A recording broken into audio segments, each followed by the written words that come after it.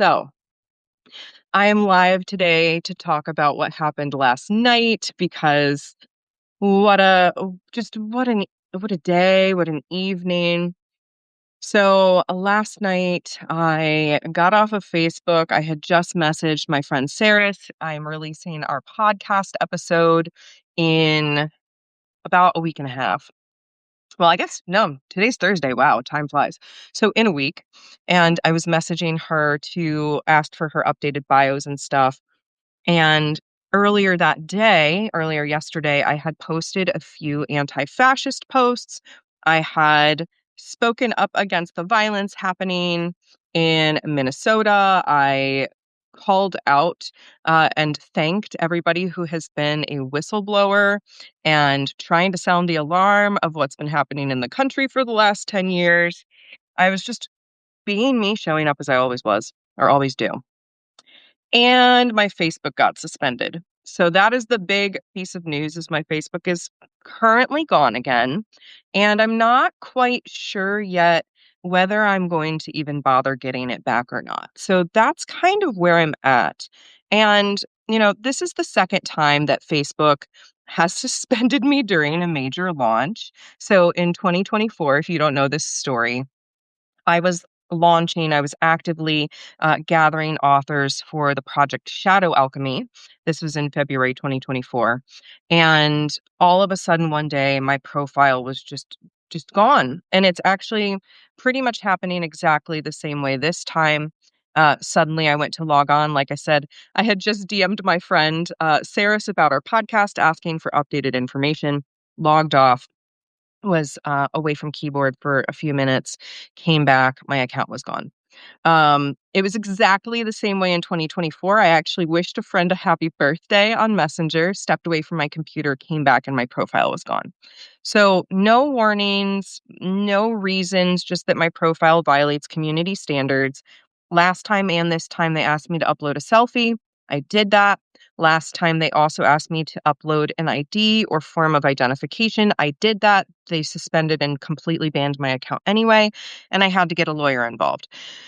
I don't know that I care. I don't know that I care enough to bother uploading my ID again. That's kind of where I'm at. I understand I was likely flagged yesterday by somebody who was very crabby that I posted critical things of our government because we know that Meta is a platform that has basically, I mean, literally legally said it is okay to harass LGBTQ people and call them all kinds of names and accuse them of being mentally ill. But we also have a policy in place where there is an equal treatment of people who are literally harassing people for taking an anti-Trump stance or an anti-this administrative stance.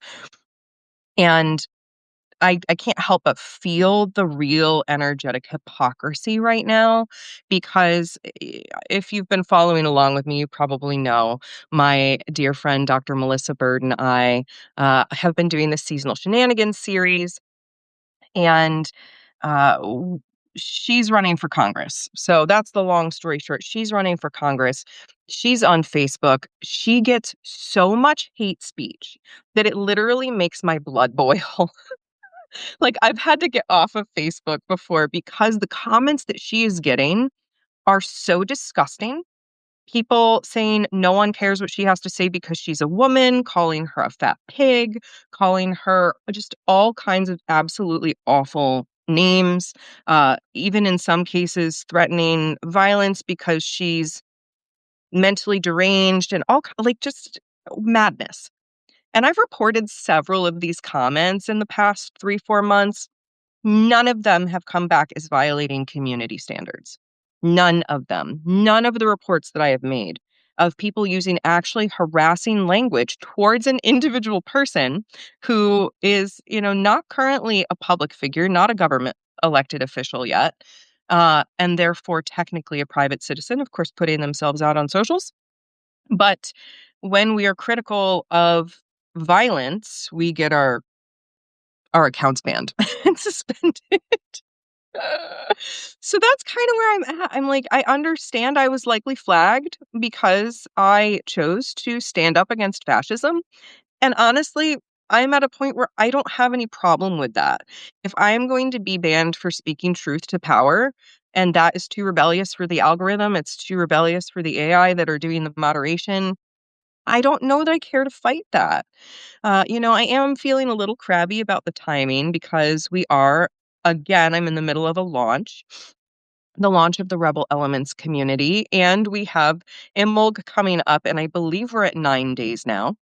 And it's either 9 or 10 days now. I'd look at my social post that I did yesterday, but I can't. And so it feels, less than great that I'm not going to be able to share my work with as many people, but it also invites me into this deeper teaching moment, right? This is not the first time that this has happened. And there is something really poetic about being silenced by corporate platforms when I'm launching a community called the Rebel Elements. So, just to give a little backstory there, I've understood for a while because of getting kicked off of platforms for being too spicy. Which again, if you know me, you know I don't get that spicy. I just am like, "Hey, this is a problem. Maybe we shouldn't kill people." I don't know why that's rebellious, but, it is in this system. But I've known that I wanted a private community space. I just couldn't figure out the where. And of course, here on Substack, this camera, and here on YouTube, this camera, I want to build community. I want to keep connecting with you all and deepening conversations and building real relationships. And that's why I created the Rebel Elements community. So it's been a long time coming because I needed to play with the platforms, but my actual private community is going to be housed over on Heartbeat. And if you are watching this on YouTube, you can actually get the link right now and go sign up. Like it's there. It's free, and I can't wait to welcome people into this community because it's just going to be a gentle space for us to talk about nature, celebrate our wins, connect for the moon ceremonies. And there, of course, will be courses and deeper community circles and all of that involved in it. The people who have signed up for seasonal shenanigans get their own little private room and space to process the rituals and see the replays and all that good stuff. But this is clearly like when I sat last night and I kinda compared where I am now compared to 2024. When I lost my account in 2024, when I came back to my computer and I sat down and I was going to look to see if my friend had seen my happy birthday message and my account's just gone, I paced for days. I mean, I was so ill with fear, I was ill with anger, I felt like such a victim, "Why is this happening to me? What did I do wrong?" And the truth is I have not done anything wrong. I have not done anything wrong. No one has done anything wrong in standing up against violence and saying that the horrible things happening in the world right now should, in fact, not be happening and that we can co create peace in the world. That is entirely possible. I don't know why that's such a bad thing to say, but I know that I'm not wrong for saying it. The systems, the powers that be might try to make me feel wrong or bad for speaking to this, but I don't play by that game anymore. So again, as I was sitting here last night, I was like, "Oh, my Facebook account's banned." I could upload my ID and see if it goes through this time. Because again, literally last time, the appeal was the same exact way. Upload your selfie, upload your ID, and then within, like, I don't know, less than 10 hours of me uploading my ID, they said, "Your account's getting banned. You can't appeal." And that's where I had to get the lawyer involved. So I'm sitting with, in a few days, I might go ahead and upload my ID. If I feel like it, I'm really like, oh, excuse me, I'm really feeling into, is that the right thing for me? Is that what I need? Is that energetically right for my people? Right? I'm kind of going through the list in my head of the connections I have on Facebook that I actually was connected to, the people that I would want to continue to have a connection with. I love that I'm using the working as intended mug. Let's just take a moment to appreciate this. This is Justin's working as intended mug. This was something that a friend, when he was working back at not a data center. a call center. That's the word I'm looking for. He was working at a call center where it was all corporate bullshit and like their policies were nuts. And he was like a tech support for websites. So he'd get people angry when websites went down. And he would always say, "Oh, it's working as intended," because so much of the enshittification and frustration with our technology is intentional. So yeah, working as intended. The Facebook algorithm, the Meta platform is working as intended. It is working as intended to continue to prop up violent systems and to allow violent rhetoric because that gets the engagement going, right? On the one hand, with Dr. Bird getting so much harassment on Meta platforms, I'm like, yay, your stuff's being seen. People are seeing your words. But when 95% of the comments coming through is literal hate speech, I just don't know what to do with that. So, excuse me. What do you need to know at this point? Like I said, I am uh, holding right now.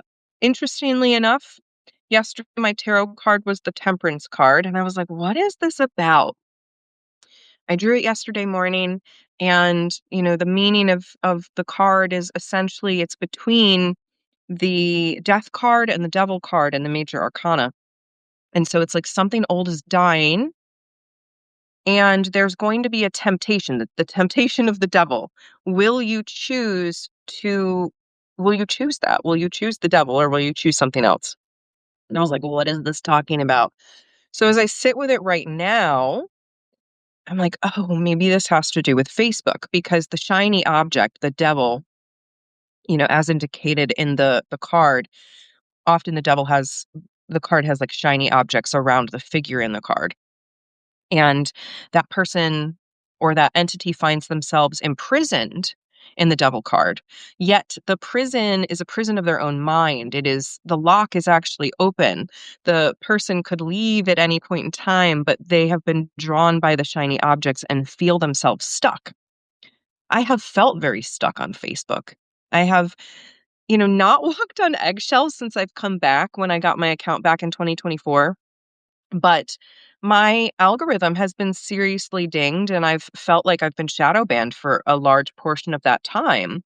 So it's like the temptation is there to get the account back because it feels like I need the account back.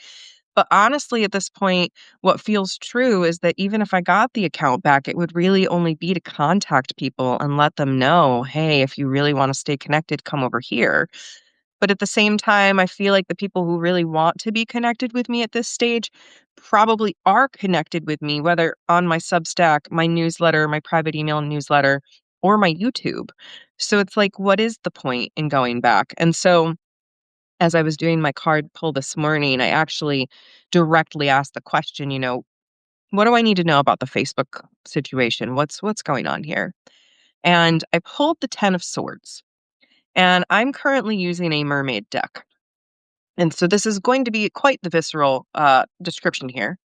But the 10 of Swords, if you're not familiar with it, in the mermaid deck, the mermaid, it's a merman, and he is laying face down in the snow with 10 swords in his back and his tail limply wrapped around the front of the frame, and his blood is pooling into the white snow. That was the answer to my question of what do I need to know about about Facebook?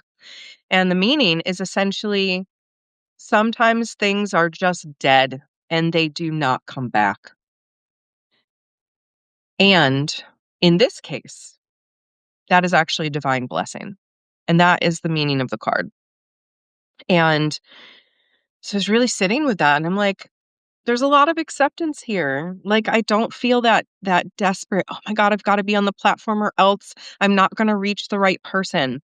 I am kind of entering a stage of trust where I'm trusting that maybe my people aren't on Facebook. They are over here on YouTube. They are over here on Substack.